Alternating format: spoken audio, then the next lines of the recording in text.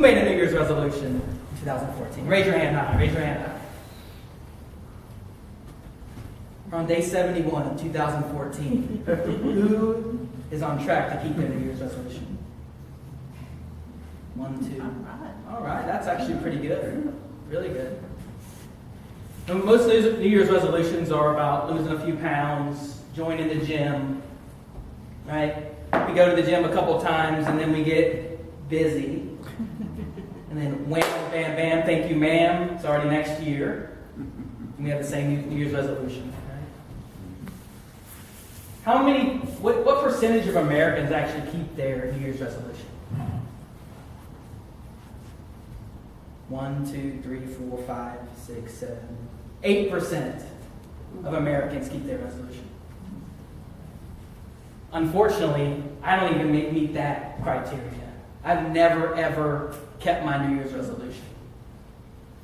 Number one goal this year to keep my New Year's resolution. I only have one, and that's actually a key to keeping your New Year's resolution. Only have a few, or even better, just one. And this year I don't want to be a pilot on a hot air balloon. All I want is financial peace. Is anybody familiar with Dave Ramsey, the talk show host he's a kind of financial guru? He talks about financial peace, and his main topic or emphasis is on getting out of debt. So, as maybe many of you know, there's a lot of student loan debt out there, and I have a massive, massive amount. So my goal is to figure out a way how to get out of my student loan debt. So first off, New Year's resolution, I have to be specific what my goal is, all right? Get out of debt. I want to get rid of my student loan debt. And then now I need to figure out, well, how long is it going to take me? Well, it only takes 10 years to pay back. I've already started paying back 2. I have a modest goal of paying off my student debt in 5 years. Right? So I'll knock out, I was originally supposed to do it 10, I'll do it in 7, I hope. So what do I have to do to pay it off in 5 years? Well, I have to save an extra $250 a month to pay off my student loan in 5 years. And this is on top of what I'm already paying, so you can imagine how big this number is. So, if I pay $250 a month, that means I got to save that amount, right? So I have to have an income an income surplus of $250 a month. So I have to keep my expenses low and my income relatively stable or high. In order to do that, my first step is to keep a budget, right? So most people do a budget, they do pen and paper, right? They may do an Excel spreadsheet.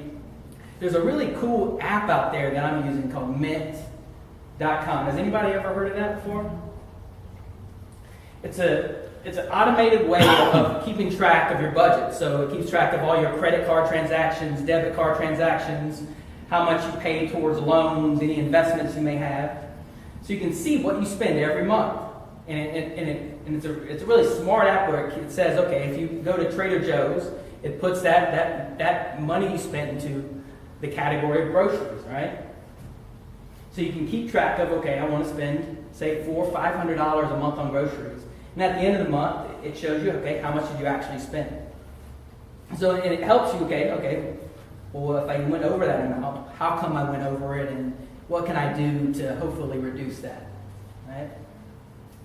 So we started doing that in January. My wife and myself, we did Mint.com. We had a budget. February 1st, we reviewed our January budget. Realized that we were over on every single category.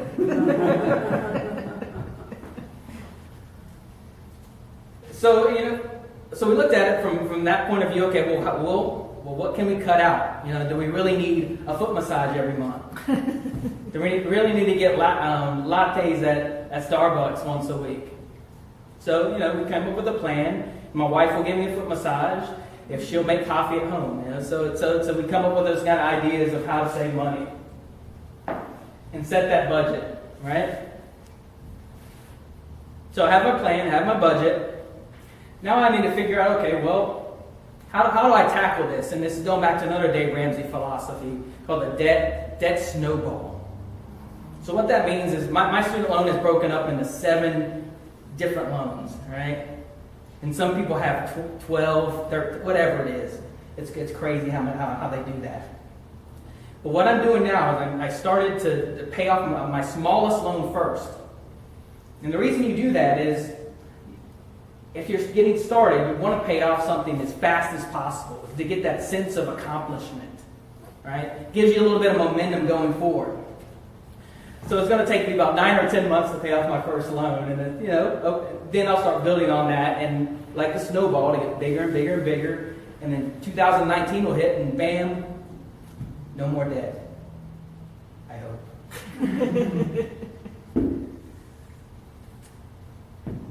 The other key, so I have my plan, is to get some support. So obviously my wife's doing it with me, so she can keep track of what's going on, and we can call each other out, because this app is really cool. You can actually see what you're spending every month. Within the hour, you get an update saying, okay, you went to the grocery store, you went to the coffee shop, or whatever. So my wife calls me out and says, "Ben, you're supposed to be taking your lunch to work. What's up with this Firehouse sub that you're going to every Tuesday?" The reverse works too. So she likes to go to this consignment shop, and it's called Deja Vu. It's in Malden. It's a real popular place here. So it's like literally Deja Vu. She does it over and over and over again. So I can catch her too. So really good support. The way to keep us both motivated is we look at it every day. Well, not so much every day anymore, but initially we did. And we can and we know we're going to get caught. There's no way we're not going to get caught, because we're using the same credit cards and we know exactly what you're spending, what each other are spending. So what are the keys to keeping my New Year's resolution? Well, first, set your goal, make it specific, have a time frame that you want to accomplish your goal, have a plan that what you want to do to meet your goal, creating a budget, paying off that $250 a month. And finally, having a support group, having someone that says, okay, that keeps you on track of that goal. It's day 71. It's only day 71 of my journey. I only have 1,754 more days to go before I become part of that 8%. Thank you very much.